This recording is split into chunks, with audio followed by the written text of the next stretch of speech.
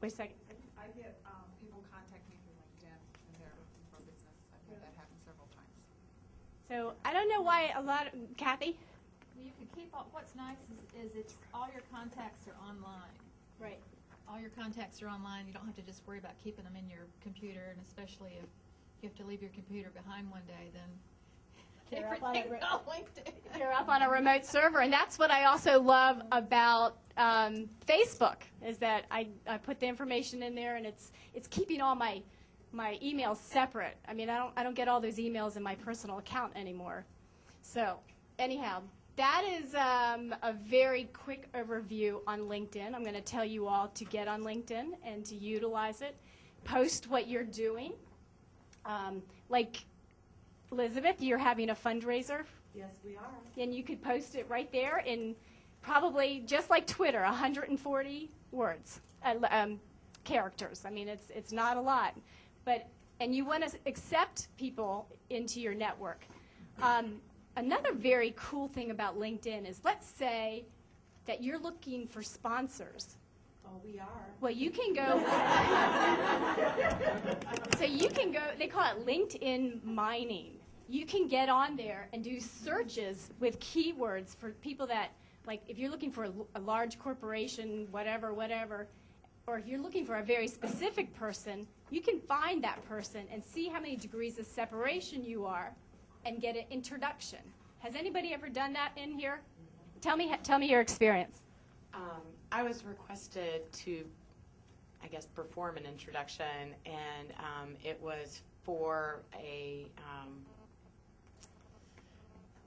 Lisa Scarborough, who works for Paula Deen Enterprises, and somebody that had a product to sell to Paula Deen Enterprises wanted to speak to someone at, through there, and so this person contacted me as a small business owner. It's someone we would consider a client of the Creative Coast, and she asked me to be introduced to Lisa, and I did. And I can't say I know what came of it, but I know that they connected. I don't know if it was a positive selling, but else? the connection was made. Connections. How else would you get that close to Paula Deen? I don't know. Ask Diana. Yeah. Next door, I don't know. So, anybody else have a good experience with that? I have a question.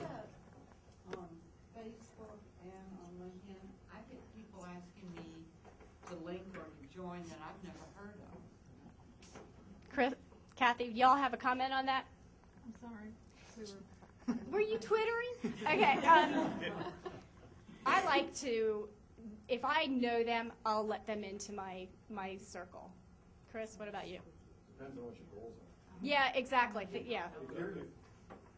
It depends on what your goals are. If your goals are to maximize your circle of influence, then there's nothing to lose by letting strangers in, because that expands your circle of influence. If your goals are to network with specific people, or you have privacy issues that you don't want strangers in, then you don't want strangers in, so you just ignore that or reject that connection. But it's very personal. Yeah. And really, this lecture today is assuming that you have your positioning statements down and you know who you're going after, and now we're just showing you these 10 different sites that you can communicate that on. So he's absolutely right on that. They also have the mutual friend link right there, right next to the person. If you have any mutual friends, a lot of times you can figure out, okay, I know him through him, or something like that. Okay, that's a quick review on LinkedIn. Let's go to Facebook. Facebook is like, okay, LinkedIn's like hanging out at the chamber. Facebook is like hanging out at Starbucks. Okay? I mean,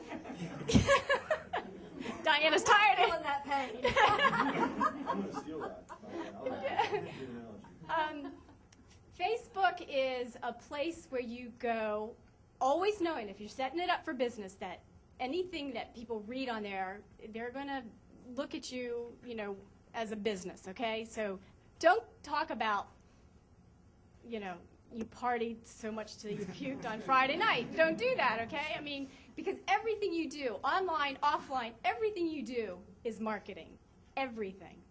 And especially online, because once you put it up there, it's pretty hard to get rid of it. So let's look at Facebook. What are some fun things here? All right.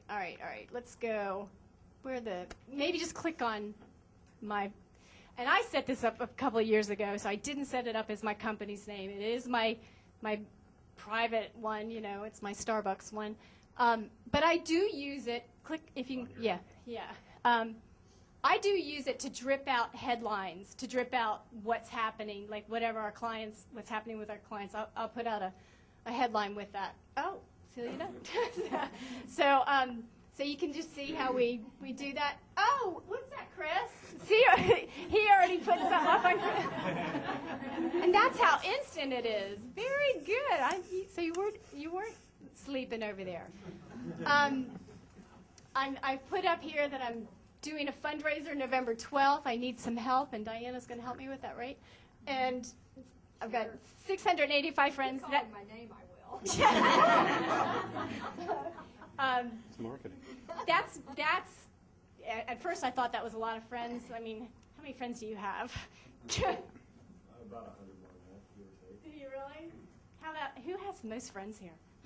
It's not a contest. Well, my goal is to have as many people in my network so that people can read my headlines. Okay? Now, there's a lot of people who are like, oh, I'm worried about privacy. I was like, well, don't invite people in then. But there's also a lot of privacy things on there that you can not open it up to the public. But so, don't worry about that. Most of my friends are strangers. Are they? Yes. I don't know how to take that. Really strange. But almost all my friends on Facebook are people who I've met through Facebook who are friends of other friends who I made friends with on Facebook. But I have friends in Australia, London. I get invited to parties in England. I do. No, not yet. Yeah. But they've seen my posts, and I met Bob Burke, who wrote Endless Referrals, because of Facebook. So business is happening for you. I like Facebook. Good. Okay, I want to hear some success stories in here about Facebook, how it has led to business for you guys. Anybody have a positive one? Yeah. Sam? I have an individual that found me through a friend on Facebook who now is asking me to speak in Jacksonville. So that is a very positive thing. Absolutely. Absolutely. Gary, are you on Facebook? No. Oh! Come on. That's why I'm here today. Okay. Let's see, what else, Lee? Well, one suggestion I have to note is that a personal page can be different than a business page or a page that you could be a fan of. Yeah. And so for Celia Dunn or for Barnes, when you have those pages set up and you can allow people to be fans, they operate a little bit differently, and it's the face of the brand and not a personal face. So you can attract every stranger you want then and feel a little bit more comfortable about it not being your personal information. So that's just, there's some good sources for tips on how to manage Facebook fan pages, and that's what Creative Coast does. Is we had the friend page, but it doesn't operate as well for business purposes exactly. as a professional page does. What I would suggest is every time that you give a speech or you set up at an expo or do anything business related, upload it onto Facebook. People do look on it. The only thing I don't like about Facebook is you can't tell how many clicks you have. So what I do is I upload it with a link to my blog so I can count, because I love the stats. Is there another way to do it? You can use link shortening services that will have tracking, so it goes through that to get to wherever. If you can track clicks that way, or again, you're doing it on the receiving end of your own website if you're linking to your website.